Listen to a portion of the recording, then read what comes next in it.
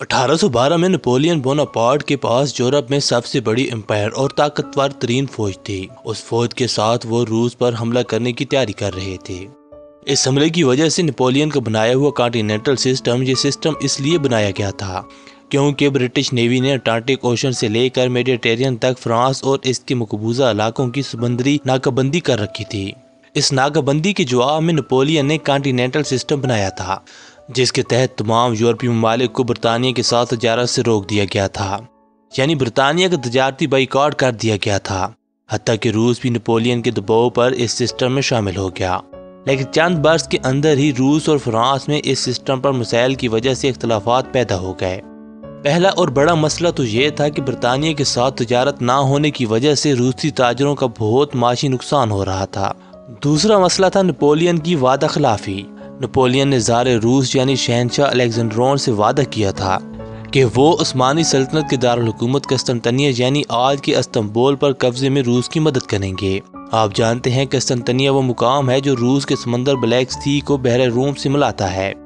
इस वजह से रूस के लिए इस शहर पर कब्जा बहुत अहमियत का हामिल था। नेपोलियन ने रूस की मदद का वादा तो कर लिया था, लेकिन ये वादा पूरा ना हो सका क्योंकि नेपोलियन को खदशा था कि कहीं रूस भी बहरे रूम में उनके लिए रॉयल नेवी जैसा खतरा ना बन जाए। तो कस्तंतनिया वाले मामले पर वादा खिलाफी और तजारत में नुकसान पर ज़ार रूस नेपोलियन से नाराज हो गए।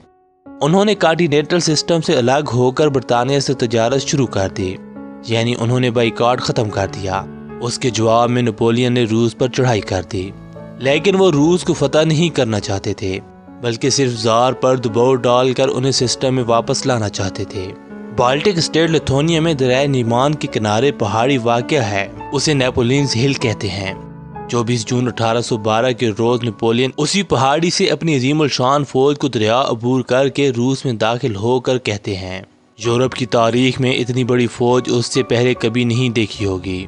4.5 लाख जवानों की इस फौज में 80,000 घुड़सवार, 3,70,000 पैदल और 1,400 तोपें शामिल थीं। इसके मुकाबले में रूसियों के पास महज 2,20,000 फौजी थे।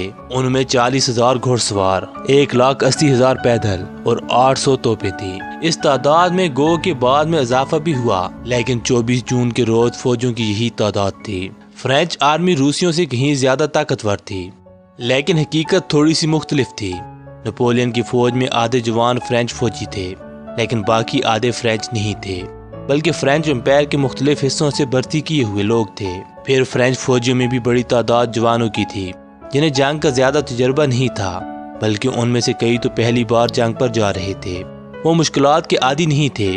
उनके मुकाबले में वैसे तो रूसी फौज की अक्सरियत भी ना तजर्बाकार मजदूर और किसानों पर मुश्तमिल थी, लेकिन फ्रांसीसी फौजियों के मुकाबले में उन्हें एक एज बहरहाल हासिल थी। वो ये कि मजदूर और किसान सख्त मुशक्कत के आदी थे और अपनी सरजमीन में थे। फिर मौसम गर्मा में आसमान आग बरसाए या सर्द मौसम में बर्फबारी की इंतहा हो जाए, ये लोग हर मौसम में सरवाइव कर सकते थे। इसलिए अपनी सरजमीन पर नातजर्बाकार दुश्मन से लड़ना उन सख्त जान रूसियों के लिए निस्बतन आसान था। रूस में फ्रेंच फोर्स की कामयाबी 2 बातों पर टिकी हुई थी, एक उनकी ज्यादा तादाद और दूसरा उनका कमांडर नेपोलियन बोनापार्ट जबरदस्त जंगी तजर्बे वाला कमांडर था। वो कभी हारता नहीं है, ये मशहूर हो चुका था। लेकिन दोस्तों, नेपोलियन बोनापार्ट जैसे बेहतरीन कमांडर से भी एक गलती हो चुकी थी, वो ये कि उन्होंने रूस पर हमले के लिए बाकायदा प्लानिंग ही नहीं की थी। उनका असल मंसूबा ये था कि वो अगर रूसी सरहदों पर इतनी बड़ी फौज ले आएंगे तो ज़ार रूस घबरा कर सुलह कर लेंगे, यानी कॉन्टिनेंटल सिस्टम में वापस आ जाएंगे, बरतानिया से तजारत बंद कर देंगे। इसलिए वो अपनी फौज के साथ दरिया नीमान के किनारे पर रुक गए थे। आगे जंग लड़ने की तफसीली प्लानिंग अब तक उन्होंने नहीं की थी। ये दरिया रूसी और फ्रांसीसी एम्पायर के दरमियान सरहद का काम करता था। दरिया के एक तरफ लिथुआनिया और दूसरी तरफ पोलैंड था। नेपोलियन अपनी फौज के साथ पोलैंड में मौजूद थे, क्योंकि यहाँ उनकी हुकूमत थी। नेपोलियन को राज की तरफ से सुलह के पैगाम का इंतजार था, लेकिन जब ऐसा कोई पैगाम नहीं आया तो उन्होंने 24 जून को दरिया अबूर करके रूसी इलाकों पर धावा बोल दिया। उनका ख्याल था कि वो ज्यादा से ज्यादा 50 मील तक रूस में पेशकदमी करेंगे तो रूसी हुक्मरान सुलह कर लेंगे, लेकिन ज़ार रूस ने उन्हें मायूस किया। सुलह का कोई पैगाम नहीं भेजा गया। अब ये नेपोलियन के लिए भी अना का मसला बन गया कि वो ज़ार को झुका कर ही रहेंगे। چنانچہ وہ روس میں آگے ہی آگے بڑھتے چلے گئے۔ انہیں اندازہ ہی نہیں ہوا کہ زار روس اور ان کے کمانڈر جان بوجھ کر انہیں پیش قدمی کا موقع دے رہے ہیں۔ وہ فرینچ آرمی کو روس میں اتنا آگے لانا چاہتے تھے کہ واپسی ناممکن ہو جائے۔ نپولین جیسا منجا ہوا کمانڈر بھی ان کی جال میں پھنستا چلا گیا۔ یہ ایک عظیم فوج کی خوفناک تباہی کا آغاز تھا۔ شروع کے 1-2 ہفتے تو نپولین کی فوجی مہم بڑی کامیابی سے جاری رہی۔ ان کی فورسز نے لیتھونیا کا ایک اہم شہر وینس فتح کر لیا اور اسے اپنی سپلائی لائن کا ہیڈ کوارٹر بنا لیا۔ پھر وہ موجودہ بیلاروس سے گزرتے ہوئے ماسکو کی طرف بڑھنے لگے۔ یہاں آپ کو یہ بتا دیں کہ اس زمانے میں ماسکو نہیں بلکہ اس کے شمال میں سینٹ پیٹرز برگ روس کا کیپٹل تھا۔ سارے روس الیگزینڈرون اس شہر میں محفوظ بیٹھے تھے جبکہ نپولین بوناپارٹ ماسکو کی طرف جا رہے تھے۔ اس کی وجہ شاید یہ تھی کہ ماسکو بھی روس کے لیے بہت اہم شہر تھا۔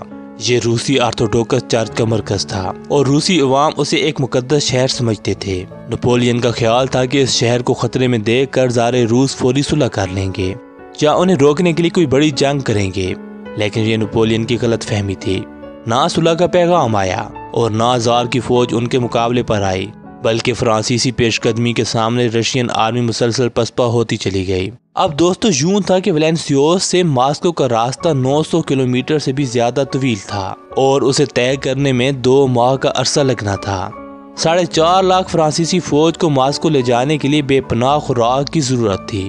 اسی لیے روسیوں نے یہ کیا کہ پیچھے ہٹتے ہوئے راستے کے ہر گاؤں اور کھیت کو خود ہی جلا دیا اور پانی کے کنویں میں زہر ملا دیا، حتیٰ کہ مویشیوں تک کو موت کے گھاٹ اتار دیا گیا تاکہ فرانسیسی فوج بھوکی پیاسی مرنے لگے۔ ادھر روسی دیہاتیوں نے بھی فرینچ فورسز پر گوریلا حملے شروع کر دیے۔ وہ اچانک حملہ کرتے اور کچھ فوجیوں کو موت کے گھاٹ اتارتے، کچھ راشن لوٹتے اور فرار ہو جاتے۔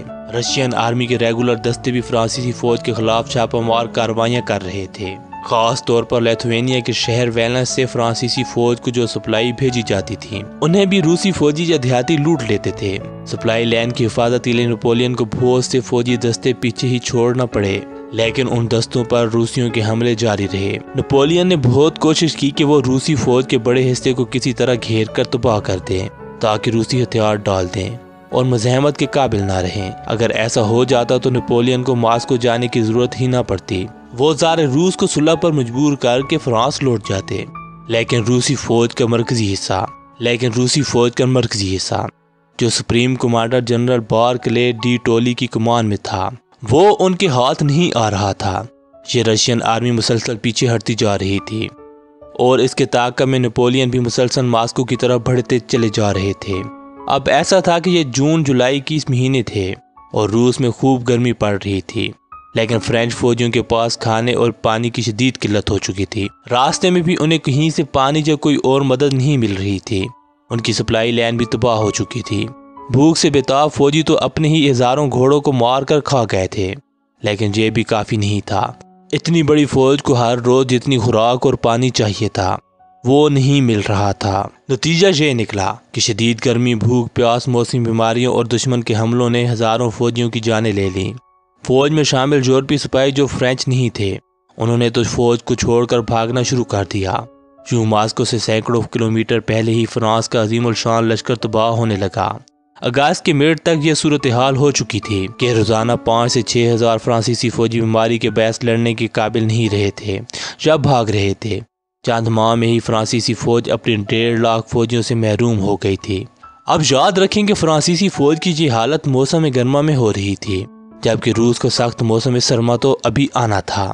اس دوران 18 اگست کو ماسکو سے 400 کلومیٹر دور سمولینسک شہر میں فرینچ آرمی روسیوں کی مرکزی فوج کے قریب پہنچ گئی۔ اس موقع پر روسیوں اور فرینچ آرمی کی پہلی بڑی لڑائی ہوئی۔ روسی فوج شہر میں قلعہ بند ہو گئی تھی۔ نپولین بوناپارٹ کے پاس پورا موقع تھا کہ وہ شہر کو گھیرے میں لے کر دشمن کی ماسکو واپسی کا راستہ بند کر دیں۔ اسی طرح روسی شہر میں بالکل محصور ہو جاتے اور ان کی پوری فوج تباہ ہو جاتی، لیکن نپولین نے نہ جانے کیوں بہت بڑی فوجی غلطی کر دی اور شہر کا مکمل محاصرہ کرنے کے بجائے صرف شہر کے مرکزی دروازے پر اٹیک کر دیا، یعنی شہر سے نکلنے کے جو دوسرے راستے تھے ان کی ناکہ بندی نہیں کی گئی۔ فرانسیسی فوج نے پہلے تو توپ خانے سے شہر پر شدید بمباری کی، اس کے بعد وہ شہر میں داخل ہو گئے۔ شہر کے گلی کوچوں اور عمارتوں میں فرانسیسی فوجیوں اور روسیوں میں شدید لڑائی ہوئی۔ اس دوران کوئی 14,000 روسی فوجی مارے گئے۔ نپولین نے بھی 10,000 فوجی گھوائے۔ 2 روز کی لڑائی کے بعد روسی فوج شہر کے دیگر راستوں سے، جن کی ناکہ بندی نہیں کی گئی تھی، وہاں سے نکل کر پھر ماسکو کی طرف پسپا ہو گئی۔ نپولین نے شہر پر تو قبضہ کر لیا، مگر انہیں ایک بار پھر روسی فوج کا تعاقب کرنا پڑا۔ اب صورتحال یہ تھی کہ روسی جنرل بارکلے آگے تھے اور نپولین پیچھے۔ جانے یہ بلی چوہے کا کھیل کب تک جاری رہتا، لیکن اچانک جنرل بارکلے کو روسی شہنشاہ کا پیغام ملا، جس سے لڑائی کا نقشہ ہی بدل گیا۔ روسی شہنشاہ نے کہا تھا، دشمن کو تھکانے کی ایکسرسائز بہت ہو چکی، اب نپولین سے فیصلہ کن جنگ کی جائے۔ اس جنگ کے لیے کمانڈر بھی نیا لایا گیا۔ یہ تھے 70 سالہ جنرل کوٹوزوف۔ اس بوڑھے جنرل کے پائے کا کمانڈر پورے روس میں نہیں تھا۔ انہیں سپریم کمانڈر بنا کر ماسکو بھیج دیا گیا۔ وہ ماسکو کے محاذ پر پہنچے اور جنرل بارکلے کو بھی اپنی گمان میں لے کر جنگ کی تیاریاں شروع کر دیں۔ روسی کمانڈر نے ماسکو سے 132 کلومیٹر مغرب بروٹونیو گاؤں کے قریب مورچہ لگا لیا اور نپولین کا انتظار کرنے لگا۔ اب ماسکو اور نپولین کے درمیان ایک ہی دیوار حائل تھی، اور وہ تھی جنرل کوٹوزوف کی فوج۔ جب نپولین کو معلوم ہوا کہ روسی فیصلہ کن جنگ کی تیاری کر رہے ہیں تو ان کی خوشی کی انتہا نہ رہی۔ وہ یہی تو چاہتے تھے کہ دشمن کو ایک فیصلہ کن جنگ میں تباہ کر دیں۔ انہوں نے اپنی تھکی ہوئی فوج کو جوش دلا کر آگے بڑھایا اور بروڈینیو پہنچ گئے۔ پھر 7 ستمبر 1812 کو واقعی ایک فیصلہ کن جنگ لڑی گئی، لیکن نپولین کی مرضی کی فیصلہ کن جنگ کے لیے شاید اب بہت دیر ہو چکی تھی۔ بروڈینیو کی لڑائی کے لیے فرانسیسی شہنشاہ کے پاس 1,30,000 فوجی اور 527 توپیں تھیں۔ روسیوں کے پاس 1,20,000 سولجرز اور 640 توپیں تھیں، گنز تھیں، یعنی دونوں فوجوں کی تعداد اور طاقت میں بہت تھوڑا فرق تھا۔ لیکن روسیوں کو ایک ایڈوانٹیج یہ تھا کہ ان کے زیادہ تر فوجی تازہ دم تھے، جبکہ فرینچ سولجر سینکڑوں کلومیٹر سفر طے کرنے کے بعد بہت تھک چکے تھے۔ فرانسیسیوں کے ساتھ ایک اور مسئلہ یہ بھی ہو گیا تھا کہ ان کے مرکزی کمانڈر نپولین شدید بیمار ہو گئے تھے۔ اپنی بیماری کی وجہ سے وہ درست فیصلے نہیں کر پا رہے تھے۔ فرانسیسیوں کے مطابق فیصلہ کن جنگ کے لیے یہ آئیڈیل سچویشن بالکل نہیں رہی تھی، لیکن پھر بھی بیمار نپولین نے یہ جنگ شروع کر دی۔ میدان جنگ کی صورتحال یوں تھی کہ دونوں فوجوں کے درمیان میں دریائے ماسکو بہہ رہا تھا۔ روسی فوج نے دریا کے مشرقی کنارے کے ساتھ ساتھ چھوٹی چھوٹی پہاڑیوں اور میدانوں میں پوزیشن لے رکھی تھی۔ انہوں نے دشمن کے پہنچنے سے پہلے ہی مٹی کے کئی قلعے بنا کر ان میں توپیں نصب کر دی تھیں۔ روسی فوج کے سینٹر میں بھی ایک بڑا قلعہ تھا جس میں کم از کم 18 توپیں نصب تھیں۔ اس کے علاوہ انہوں نے اپنے دفاعی لائن کے ساتھ ساتھ فوجیوں کے لیے محفوظ مورچے بھی بنا لیے تھے۔ نپولین نے اس جنگ کے لیے لمبی چوڑی منصوبہ بندی کرنے کے بجائے اپنی فوج کو براہ راست دشمن کی پوزیشنز پر حملے کا حکم دے دیا۔ ایسا حملہ کرنا خطرناک تھا کیونکہ دشمن اپنی محفوظ پوزیشن سے فائرنگ کر کے فرینچ فورسز کو بھاری جانی نقصان پہنچا سکتا تھا۔ نپولین کے ایک جنرل نے انہیں مشورہ دیا کہ آپ براہ راست اٹیک نہ کریں، مجھے 40,000 فوج دیجیے، میں رات کو دریا عبور کر کے دشمن کو پیچھے سے گھیرنے کی کوشش کروں گا۔ لیکن نپولین نے نہ جانے کیوں انکار کر دیا۔ 7 ستمبر کی صبح 6 بجے فرانسیسی توپ خانے نے روسیوں پر شدید بمباری شروع کر دی۔ روسی توپ خانے نے بھی اس کا جواب دیا۔ اس کے بعد فرانسیسی فوج نے دریا عبور کر کے دشمن پر حملے شروع کر دیے، لیکن دشمن کی پوزیشن پر قبضہ کرنا آسان نہیں تھا۔ روسی فوجی اپنی دفاعی پوزیشنز اور خاص طور پر مٹی کے قلعہ نما مورچوں سے مسلسل گولے برسا رہے تھے۔ جب فرانسیسی فوجی قریب پہنچتے تو روسی ان پر گولیاں برسانے لگتے۔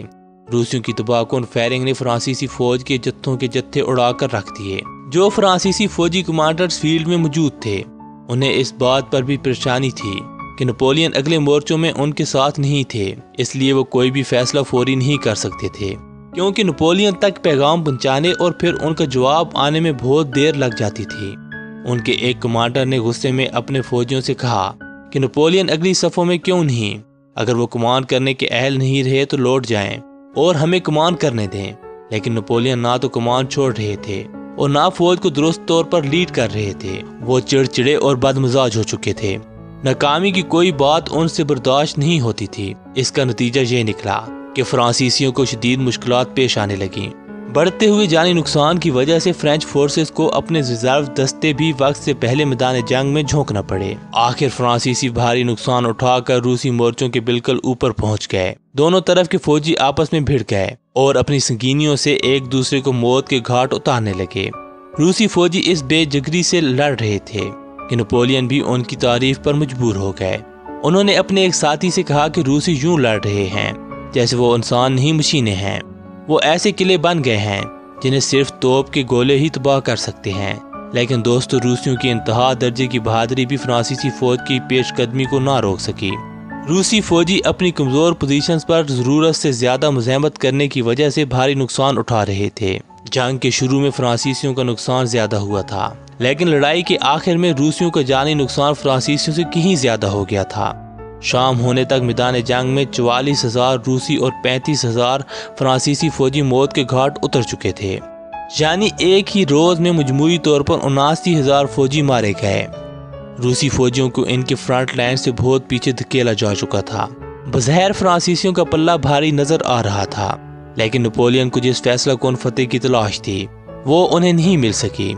इसकी वजह यह थी कि जंग के हर नाजुक मौके पर उन्होंने फ्रंट लाइन्स पर मजीद फौजी भेजने से या तो इनकार किया या फिर बहुत देर कर दी। इसी तरह उन्होंने अपने कमांडर्स की बार बार दरख्वास्त के बावजूद अपनी एलीट फोर्सेस को, जिन्हें रिजर्व में रखा गया था, उन्हें लड़ने के लिए नहीं भेजा। इस वजह से रूसी फौज मुकम्मल तबाही से बच गई। जब 7 सितंबर का सूरज गुरूब हुआ तो रूसी जनरल कोटोजोव ने अपनी फौज को मॉस्को की तरफ पीछे हटा लिया। फ्रांसीसी फौज अपनी पोजीशन से रूसियों को जाते हुए देखती रही, लेकिन वो उनका ताक़ब नहीं कर सकी, क्योंकि उनके पहले से थके हुए फौजियों को दिन भर की लड़ाई ने और भी निढाल कर दिया था।